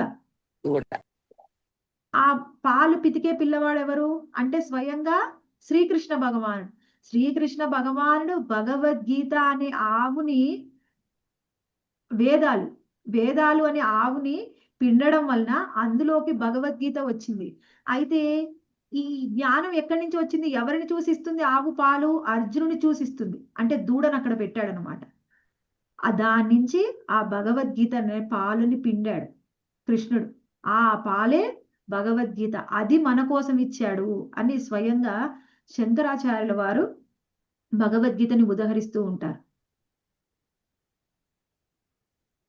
మనము వాళ్ళ భావం ఏంటో అర్థం చేసుకోవాలి. భావం అర్థం చేసుకోకుండా ఇంకా స్వయంగా ఏం చెప్పారంటే, భగవద్గీతకు భాష్యం రాశారు ఆది శంకరాచార్యుల వారు, కానీ భాగవతానికి భాష్యం రాయలేదు. ఇంకొకటి చూడాలి ఇక్కడ మనం. ఆయన శ్రీమద్ భాగవతంపై పరమ కృష్ణ భక్తుడు అయినందుననే శంకరాచార్యులు శ్రీమద్ భాగవతంపై ఎట్టి వ్యాఖ్యానము వ్రాయ సాహసించలేదు. ఆయన భాష్యాన్ని రాయలేదు, కానీ రాస్తే ఏమవుతుంది? అది కృష్ణుడి యొక్క చరణ కమలాల వద్ద ప్రత్యక్ష అపరాధం అవుతుంది. కాబట్టి ఆయన భాగవతానికి భాష్యాన్ని రచించలేదు. కానీ కొంతమంది ఏం చేశారు? కాల్పనికవాదులు మాయాతత్వం పేరుతో ఎటువంటి ప్రామాణిక ఉద్దేశం లేకనే అనవసరంగా చతుశ్లోకి భాగవతంపై తన వ్యాఖ్యానం రాయని ఆరంభించిరి. ఇది అర్థం చేసుకోవాలి. ఏదైనా సరే ఆచార్యులు ఎవరైనా ఒక భాష్యాన్ని రచించారు అంటే పర్టికులర్ గా ఒక రీజన్ ఉంటుంది, వాళ్ళకి వాళ్ళ గురువు ఇన్స్ట్రక్షన్ ఉంటుంది, అప్పుడు మాత్రమే వాళ్ళు రాయగలరు. గురువు ఇన్స్ట్రక్షన్ లేకుండా ఎవరు కూడా ఏమీ చేయలేరు. మనకి చైతన్య చరితామృతాన్ని చైతన్య చరితామృతం ఎవరు రాశారండి? కృష్ణదాస కవిరాజు కోసం ఆయనకి ఎన్ని సంవత్సరాల వయసు తెలుసా మీకు అప్పుడు? అది తెలీదు. రాసినప్పుడు ఆయనకి 94 సంవత్సరాలు. బా సరిపోదు మాతాజీ. 94 సంవత్సరాల వయసులో మంచం మీద ఉన్నోళ్ళు మంచం మించి లేచి కూర్చోవడమే కష్టం. ఆయన అప్పుడు రాశారు. ఎందుకు రాశారు? ఆయనే రాయాలనుకోలేదు. ఆయన యొక్క సీనియర్ భక్తులు ఆయనకి ఇన్స్ట్రక్షన్ ఇచ్చారు. అందుకని కృష్ణరాజ కవిరాజ గోస్వామి ఆ భాగవత మనకి చైతన్య చరితామృతాన్ని రాశారు. అలా మనకి ఎవరైనా ఆచార్యుడు ఇన్స్ట్రక్షన్ ఇస్తే దానికంటూ ఒక మూలమైన ఒక కారణం ఉంటుంది. మూల కారణంతోని వాళ్ళు ఇస్తారు. అందుకోసం రాయాలి. కానీ ఇప్పుడు నాకు సాంస్క్రిట్ వచ్చు కాబట్టి నేను కూడా భగవద్గీతకు భాష్యాన్ని రాస్తా అని మొదలు పెట్టకూడదు. సాంస్క్రిట్ వచ్చిన వాళ్ళందరూ భగవద్గీత భాష్యం రాయగలరా? రాయలేరు. మనకి నేనప్పుడు ఎకో విలేజ్ లో ప్రభుజీ క్లాస్ విన్నాను. గౌరంగ దాస్ ప్రభుజీ క్లాస్ వింటే అందులో ఆయన చెప్తూ ఉన్నారనమాట. ఒక ఎన్నో సంవత్సరాలుగా దాదాపుగా ఒక 25 ఇయర్స్ సాంస్క్రిట్ నేర్చుకున్నటువంటి ఒక సీనియర్ ప్రభుజీ ఆయన ప్రయత్నం మొదలు పెట్టారంట. అసలు ఎలా ఉంటుంది, ప్రభుపాదుల వారి భాష్యాన్ని రాశారు కదా, ప్రయత్నిద్దాం అసలు ఎలా రాయాలి అనేది. ఆయన ఎంత ప్రయత్నం చేసినా కానీ ఒక్క శ్లోకానికి కూడా ఆయన రాయలేకపోయారంట భాష్యాన్ని, ప్రభుపాదుల వారి లాగా. ఆయన ఎలా ఒక్కొక్క పదానికి అర్థాన్ని రాస్తూ తాత్పర్యం రాస్తూ మళ్ళీ భాష్యం రాయాలి కదా, ఎంత ప్రయత్నం చేసినా ఒక్క శ్లోకానికి రాయలేకపోయారంట. ఇదేది మనము ఎవరైనా ఆచార్యులు రాసిన ఏది అంటే కృష్ణుడి యొక్క కృపతోని కృష్ణ ఆజ్ఞతోని రాస్తారు వాళ్ళు. వాళ్ళంతటా వాళ్ళు ఏది మొదలుపెట్టి రాయరు. ఇప్పుడు ఆదిశంకరాచార్యులని గురువుగా భావిస్తూ ఆయన ఇన్స్ట్రక్షన్ లేకుండా ఆయనే చెయ్యని పనిని ఈ మాయావాదులు ఎందుకు చెయ్యాలి అంటే, మా సిద్ధాంతం గొప్పది అని ప్రూవ్ చేసుకోవడం కోసం భాగవతానికి భాష్యం మాకు లేదు కాబట్టి మేము రాస్తామని రాయడం అది సరి అయింది కాదు. మనకి బలదేవ్ విద్యాభూషణ్ ఎవరంటే స్వయంగా జగన్నాథ్ దాస్ బాబాజీ గురువు గారు.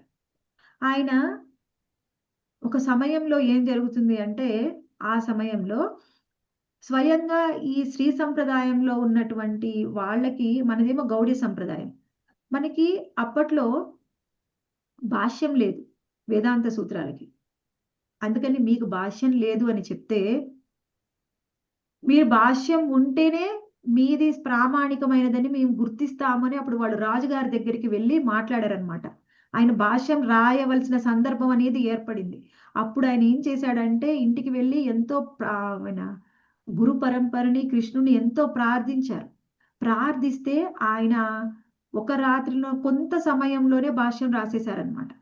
అలా భాష్యం రాయడానికి ఒక పర్పస్ అనేది ఉంటుంది. అంతేగాని మన గొప్పతనం చూపించుకోవడానికి, నాకు వచ్చు అని తెలుసుకోవడానికి, చెప్పుకోవడానికి భాష్యాలు రాయకూడదు. మీరు చూస్తే అటువంటి భగవద్గీతలు భాష్యాలు రాసిన ఎన్నో ఉంటాయి మార్కెట్లో. అవన్నీ చదివితే ఏమవుతుందంటే ఇంకా వాళ్ళ మూడు మనకు వస్తుంది. ఇంకేమవుతుంది, భక్తులు ఇంకా పతనం చెందుతాం. అందుకని వాళ్ళు కూడా కృష్ణుడు ప్రేరణతోనే రాసామని చెప్పుకొని రాస్తారు మాతాజీ కింద. కృష్ణుడి ప్రేరణ అనేది మీకైనా మాత్రం నాకైనా మనం అనుకొని ఊహించుకోవచ్చు కృష్ణుడి ప్రేరణ అని. కృష్ణుడి ప్రేరణ కాదు కావాల్సింది, ఆచార్యుల యొక్క ఆదేశం. వాళ్ళ గురువు సీనియర్ భక్తులు ఇన్స్ట్రక్షన్ ఇవ్వాలి. కృష్ణుడు కొన్నిసార్లు మనం ఊహించుకొని కృష్ణుడు ప్రేరణ ఇచ్చారు అని మనం కూడా ఊహల్లో తేలిపోవచ్చు. నిజంగా కృష్ణ ప్రేరణలో ఎక్కడ ఉండదు. అందుకే మనం చెప్తుంటాం, నాకు ఆ కళ వచ్చిందండి, ఈ కళ వచ్చింది, నాకు కృష్ణుడే ఇచ్చాడు, కృష్ణుడే కనిపించాడు. అది ఏది నిజం కాదు. ఎప్పుడైనా కానీ కళలు ఎప్పుడు నమ్మాలి అంటే సీనియర్ భక్తులు చెప్తుంటే విన్నాను నేను. ఏదైనా మనకి ఒక ఇన్స్ట్రక్షన్ ఏదైనా ఇచ్చి ఉంటే అదే సరి అయిన కళ అంట. ఊరికేనే ఊహించుకునే వచ్చే కళల వల్ల అది మన మనోభావాలకి అనుగుణంగా వస్తాయి. వాటికి ఎక్కువ ఇంపార్టెన్స్ ఇవ్వవలసిన అవసరం లేదని చెప్పారు. ఊహించుకొని మనం ఏది చేయకూడదు. ఏదైనా సీనియర్ భక్తుల అండర్లోనే చేయాలి. ఇక్కడ ఏం చెప్తున్నారు, ఈ శుష్కవాదులు అంటే మాయావాదులకి శ్రీమద్ భాగవతంతో వాళ్ళకి ఎట్టి సంబంధము లేదు. శ్రీమద్ భాగవత గంధకర్త ఎవరండి? శ్రీమద్ భాగవతాన్ని రచించారు వ్యాసుల వారి వ్యాసదేవు వాడు వ్యాసదేవుల వారు మనకి భాగవతము ఇది శ్లోకంలో చెప్తారు. ధర్మ పూర్జిత కైటవోత్ర పరము. ఆ శ్లోకంలో ఏం చెప్తారంటే ధర్మము అర్థము కామము అనేవి కైటవ ధర్మము. అసలు మేము అవి నిరసిస్తాము. మాకు ధర్మము అర్థము కామము అవసరం లేదు. మాకేం కావాలి? కేవలం భక్తి కావాలి. మీరు ఇదే శ్లోకానికి మీనింగ్ బయట వ్యక్తులు, మన ఇస్కాన్ వాళ్ళు కాకుండా బయట వ్యక్తులు చెప్పిన మీనింగ్ వినండి ఇదే శ్లోకానికి. అప్పుడు అర్థమవుతుంది. వాళ్ళు ఏం చెప్తారంటే ధర్మం అర్థం కామం గురించే చెప్తారు. అసలు అది నిరసిస్తుంది అనమాట భాగవతం. ఇక్కడ మనం అర్థం చేసుకోవాలి. శ్రీమద్ భాగవత అవగాహన నుండి ఉద్దేశింపబడలేదు. శ్రీల వ్యాసదేవుల వారు నిక్కంగా నిషేధించారు. మనం ఏంటి అంటే శ్రీధర స్వామి ఏం చెప్పారంటే మోక్షగాములు మరియు మాయావాదులు శ్రీమద్ భాగవతంతో చెలగాట మాటను నిశ్చయంగా నిషేధించిరి. మోక్షాన్ని కోరుకునే వాళ్ళు మాయావాదులు. మన భాగవతము మోక్షం కోరుకోదు. ఎవరు కూడా భక్తులు మోక్షం కోరుకోరు. అంటే మాతాజీ మాకు మోక్షం వద్దా? మోక్షం అనేది బై ప్రొడక్ట్. అంటే ఎలా? మనం ఏదైనా చేసామనుకోండి, ఇప్పుడు ఒకటి బై ప్రొడక్ట్ అంటే ఎలా చెప్పొచ్చు అంటే నాకు ఇష్టం కాబట్టి బిర్యానీ చేసుకొని తిన్నాను. ఎందుకు తిన్నాను? నాకు చేసుకొని తినాలనిపించింది కాబట్టి తిన్నాను. కానీ బిర్యానీ తినడం వల్ల మనకి శక్తి వస్తుందా రాదా? వస్తుంది. ఆ శక్తి కోసం తిన్నానా? నేను ఎందుకు తిన్నాను? టేస్ట్ కోసం తిన్నాను. అంటే ఏంటి? ఇది బై ప్రొడక్ట్. నువ్వు ఏదైనా కానీ నువ్వు నీ నాలిక రుచి కోసం తిన్నప్పటికీ శక్తి అనేది ఆటోమేటిక్ గా వస్తుంది. అంటే దాన్ని బై ప్రొడక్ట్ అన్నమాట. బై ప్రొడక్ట్ అంటే దానికోసం మనం చేయలేదు, అయినప్పటికీ అది వస్తుంది మనకి. అలా శ్రీమద్ భాగవతాన్ని మనం ముక్తి కోసం చదవము, కానీ ముక్తి ఆటోమేటిక్ గా వస్తుంది. ముక్తి కోసం చేస్తే ఏమిటి? కోరికతో చేస్తున్నాం. కృష్ణ భగవాని భక్తి ఏదైనా కోరికతో చేయకూడదు. మనం ఏం చేయాలి? కృష్ణుడి మీద ప్రేమతోనే చేయాలి. శ్రీమద్ భాగవతం మనకు అది నేర్పుతుంది. కృష్ణుడికి ప్రేమతోని సేవ చేయడము, ఆయన్ని అర్థం చేసుకోవడం, ఆయన మనసుని అర్థం చేసుకోవడం, అది మనకు నేర్పుతుంది. అంతేగాని నాకు ధర్మం కావాలి, అర్థం కావాలి, కామం కావాలి, మోక్షం కావాలి, దానికోసం భాగవతాన్ని చదవకూడదు. ఇవి ఆటోమేటిక్ గా వస్తాయి. అంటే వాళ్ళకి అంటే భాగవతం చదివితే మరి మాకేమన్నా సమస్యలు ఉంటే పోవా అండి? పోతాయి. అవి బై ప్రొడక్ట్స్ ఆటోమేటిక్ గా జరుగుతుంది. కానీ వాటి కోసం నేను చెయ్యను. అర్థమైందా? అది చాలా ముఖ్యం అన్నమాట. అది భాగవతంలో మనకి వివరిస్తూ ఉన్నారు. అంతేగాని కృష్ణ భగవాని యొక్క చరణ కమలాల పట్ల ఎవరు కూడా అపరాధం చెయ్యకూడదు. ఆ విధంగా స్వయంగా చతుశ్లోకి భాగవతాన్ని కృష్ణ భగవాను దగ్గర నుంచి విన్నటువంటి ఉద్ధవుడు అది విన్న తర్వాత ముందు బ్రహ్మదేవుడికి ఇచ్చారు, అదే జ్ఞానం ఆయనకి ఇచ్చారు. అది మనం ఆల్రెడీ చర్చించుకున్నాం. ఇక్కడ ఏం చెప్తున్నారంటే ముఖ్యమైన విషయం, ఉద్ధవుడి స్థితికి వచ్చినప్పుడే అప్పుడు వాళ్లకు మాత్రమే ఈ చతుశ్లోకి భాగవతంలో కృష్ణ భగవానుడి యొక్క మనసు ఏంటి, అందులో ఆయన్ని మనం ఎలా అర్థం చేసుకోవాలనేది మనకు అర్థం అవుతుందంట ఉద్ధవుడి స్థితికి వచ్చినప్పుడే. ఉద్ధవుడి స్థితిని ఎవరు అనుభవించారు అంటే చైతన్య మహాప్రభు కూడా అదే భావాన్ని అనుభవించారు. ఏమిటి? ఒకే సమయంలో వాళ్ళకి సమభావం ఉంటుంది, విరహభావం ఉంటుంది. సమాగయోగము, విరహయోగము. దాని గురించి మనం నెక్స్ట్ శ్లోకంలో చెప్పుకుందాం.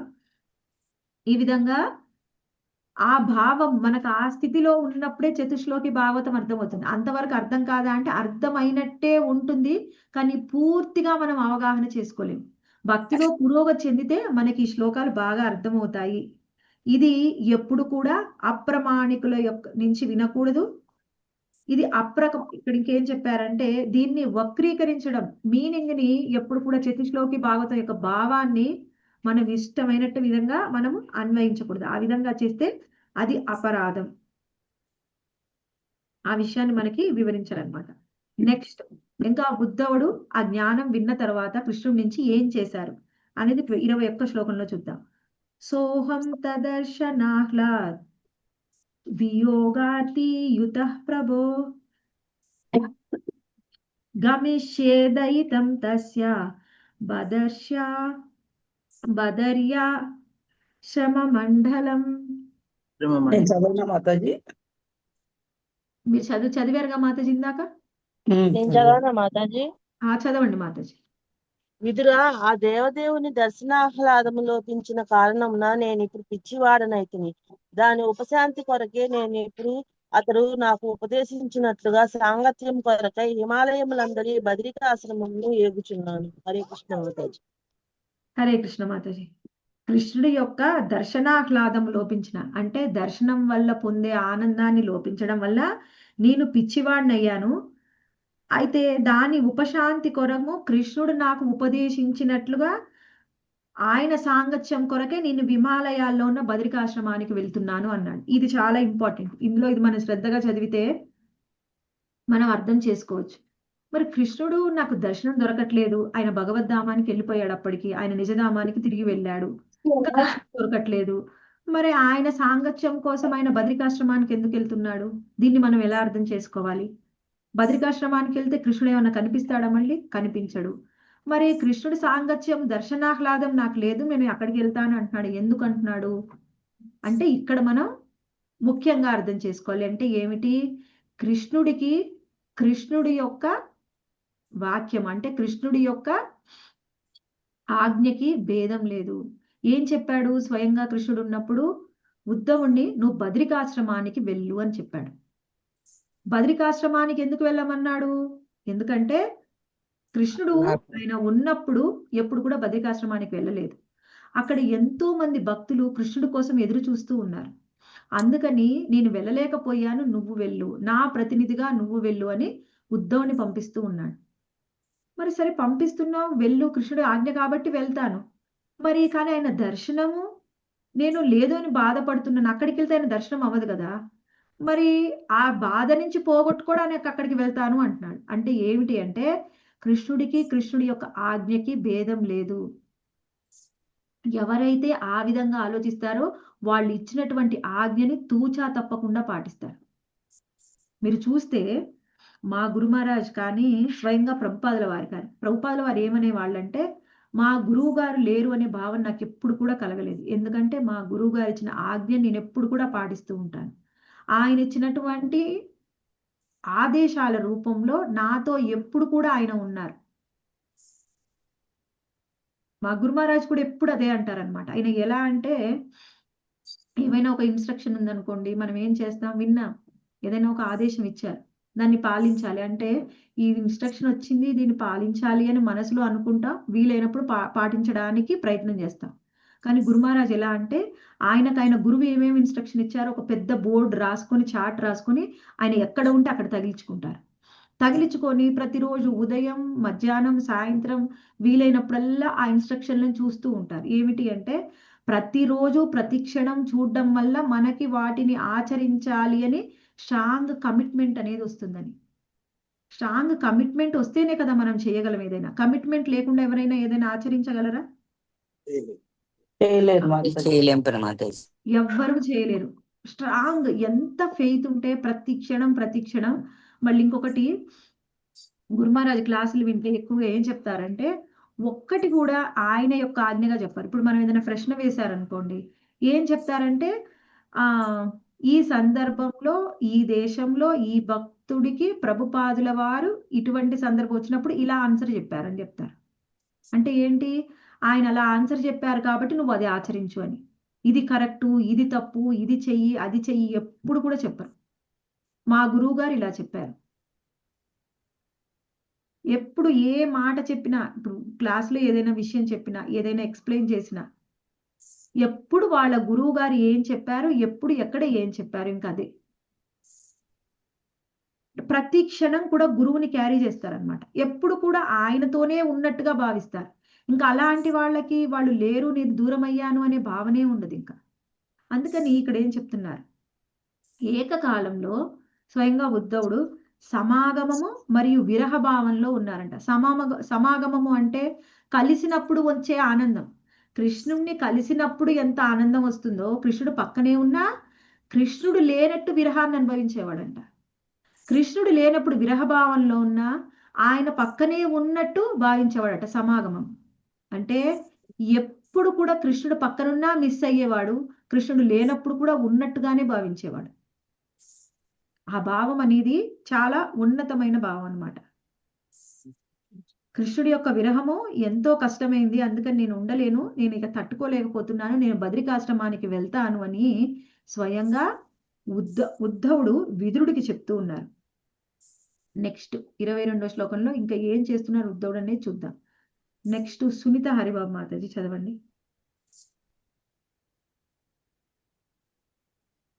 యత్ర నారాయణో దేవో నరశ్చా భగవాన్ ఋషిః మృదు తీవ్రం తపో దీర్ఘం te పాతే లోక భావనౌ. హరే కృష్ణ. చదవండి మాతాజీ. హరే కృష్ణ మాత చదవమంటారా మాతాజీ? చదవండి మాతాజీ.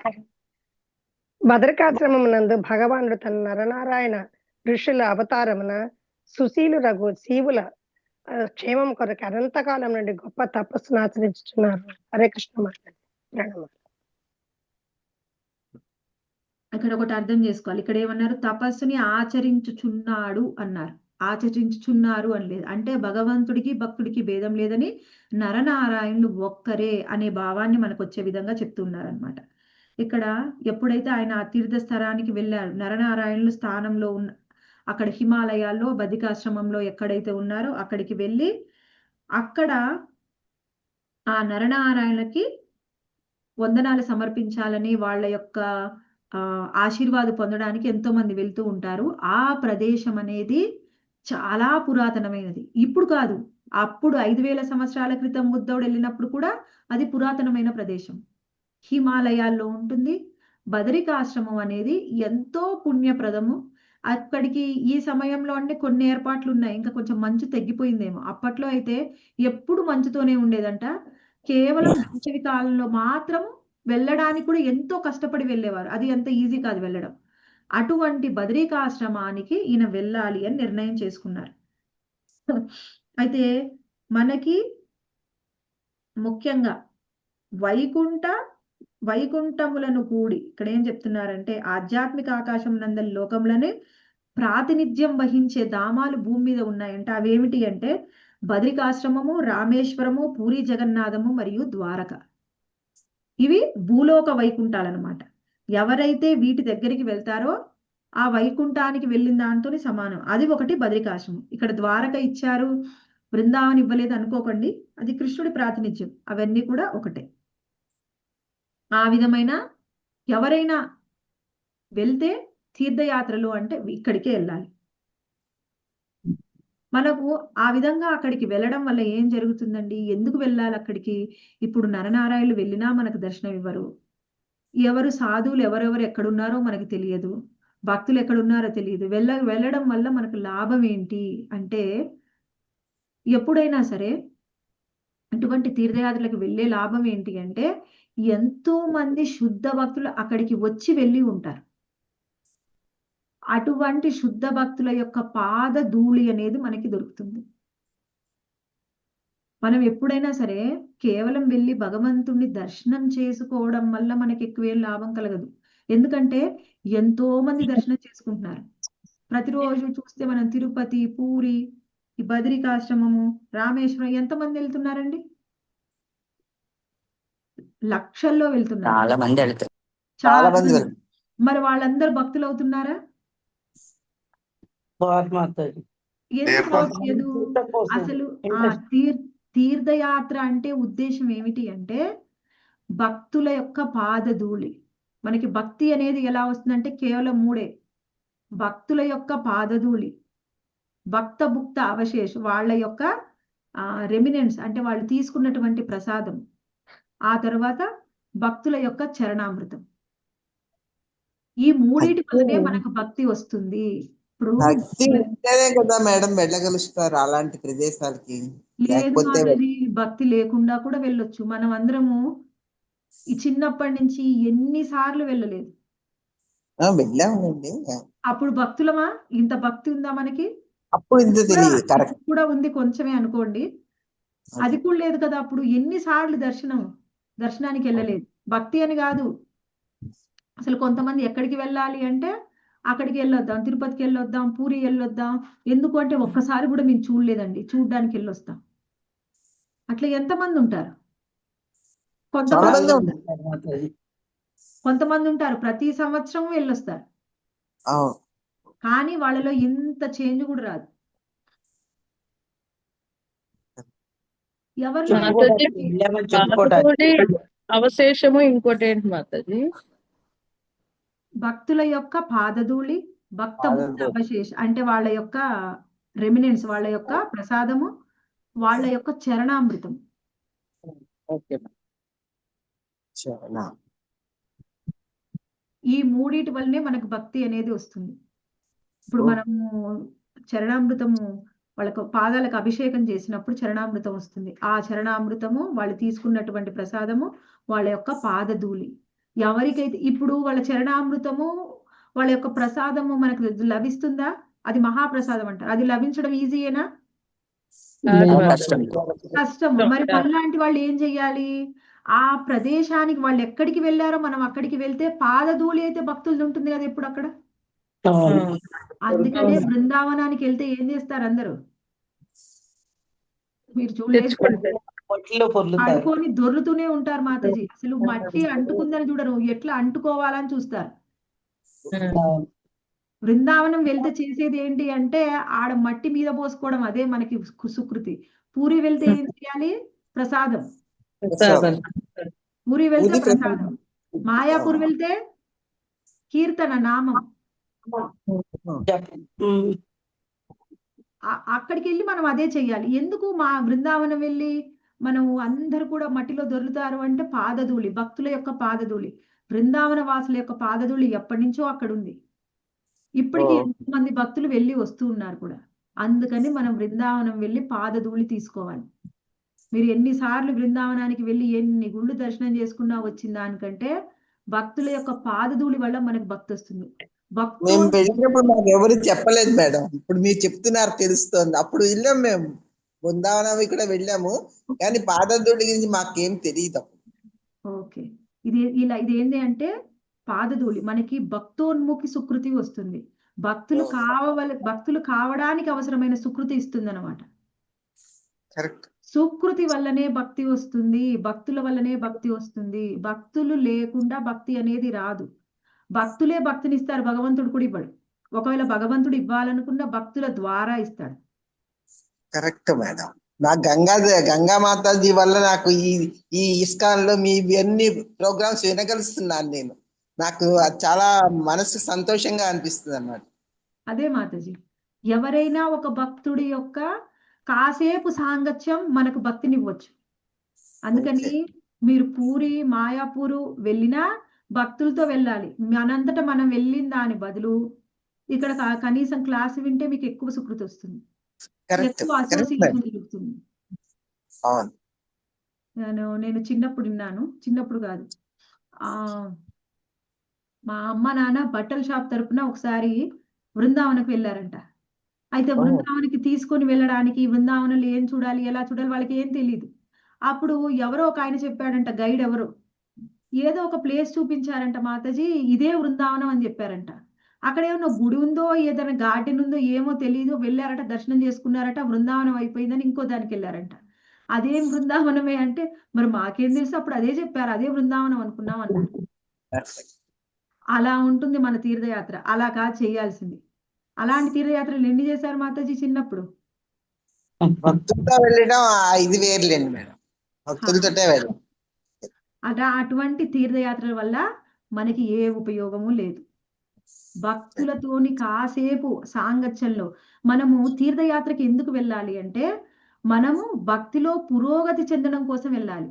అంతే తప్ప ఎందుకు వెళ్ళామో ఎందుకు వచ్చామో తెలియదు. అటువంటి తీర్థయాత్రల కంటే కూడా మనం ఇంట్లో ఉండి సేవ చేస్తే ఎక్కువ ఉపయోగం.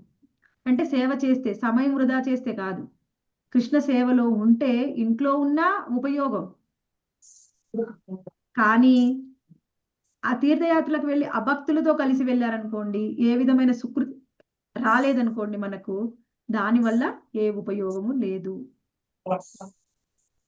హరే కృష్ణ డివోటీస్, మనము మిగిలిన శ్లోకాలు వచ్చే వారం తెలుసుకుందాము.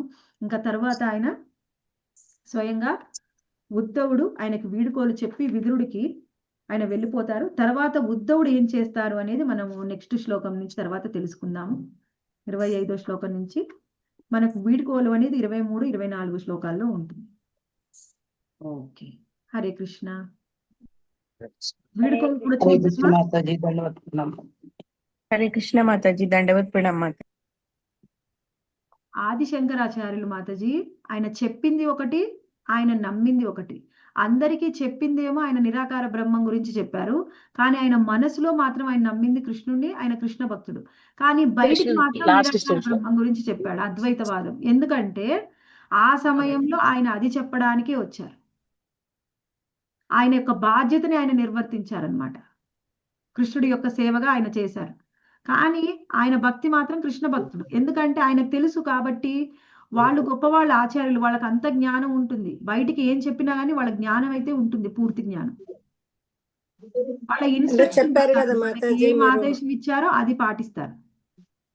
అది ఇప్పుడు అన్నారు కదా, అన్నప్రాసన రోజే ఆవకాయ ముద్దలు తినరు అనేసి. మంచి బాగుంది. హరే కృష్ణ. అప్పటికి బుద్ధ భగవానుడు ఆ సమయంలో అసలు మొత్తం ప్రపంచం అంతా బౌద్ధ మతం అయిందంట. దాదాపుగా అందరూ బౌద్ధులయ్యారు. అవును తర్వాత మాతాజీ, మళ్ళీ చాలా తర్వాత జైనులు బౌద్ధులు జైనులు కూడా ఒకటేనా మాతాజీ? అంటే వాళ్ళు అదే లేదు మాతాజీ, జైనులు వేరు, వాళ్ళ ఫిలాసఫీ వేరు. బౌద్ధులు వేరు, జైనులు వేరు. వాళ్ళు అసలు ప్యూర్ వెజిటేరియన్స్. మామూలుగా అన్ని ఇవే మాతాజీ పాటిస్తారు. ఆనియన్, సిద్ధులు వెల్లుల్లి బౌద్ధులు ఏం కూడా ప్యూర్ వెజిటేరియన్సే. వాళ్ళు కూడా ఏమి ఆహా. కానీ ఓ. వీళ్ళ ఫిలాసఫీ వేరు, వీళ్ళది శూన్యవాదం మాతాజీ. వాళ్ళేమో దేవుణ్ణి నమ్ముతారు, వాళ్ళకు ఒక గురు పరంపర ఉంది. వాళ్ళ గురు పరంపరలో ఒక్కొక్క యుగంలో ఒక్కొక్క దేవుడు ఒక విధంగా వస్తాడు. వాళ్ళ కృష్ణుడు కూడా ఒక దేవుడు. ఎంతో ఓ. మంది దేవుళ్ళు ఉన్నారు, కృష్ణుడు లాగా కూడా ఒకసారి వస్తారని. కాకపోతే బౌద్ధులు ఏమో అహింస, వాళ్ళు పూర్తిగా శూన్యవాదాన్ని నమ్ముతారు. జైనులు ఏమిటంటే ఆయన మహావీర జైన్ని నమ్ముతారు, కానీ వాళ్ళకి శౌచం ఉండదు మాతాజీ, శుచిగా ఉండరు వాళ్ళు. ఉహు. ఉహు. వాళ్ళదంతా సిద్ధాంతం, అపసిద్ధాంతం. స్త్రీలు కూడా సన్యాసం తీసుకుంటారు, ఎక్కడ పడితే అక్కడ తిరుగుతుంటారు సన్యాసం తీసుకొని. అది జైన సిద్ధాంతము, బౌద్ధ సిద్ధాంతం రెండు కూడా ఆ సమయంలో అవి వచ్చాయి, కానీ అవి కరెక్ట్ కాదు. మనము ఋషభదేవుడిని ఆదర్శంగా తీసుకొని వీళ్ళ జైన సిద్ధాంతం వచ్చింది, కానీ ఋషభదేవుడు చెప్పింది ఒకటి, వీళ్ళు అర్థం చేసుకుంది ఒకటి. ఋషభదేవుడి గురించి మనకు భాగవతంలో వస్తుంది. ఎస్ మాతాజీ. yes, మాతాజీ.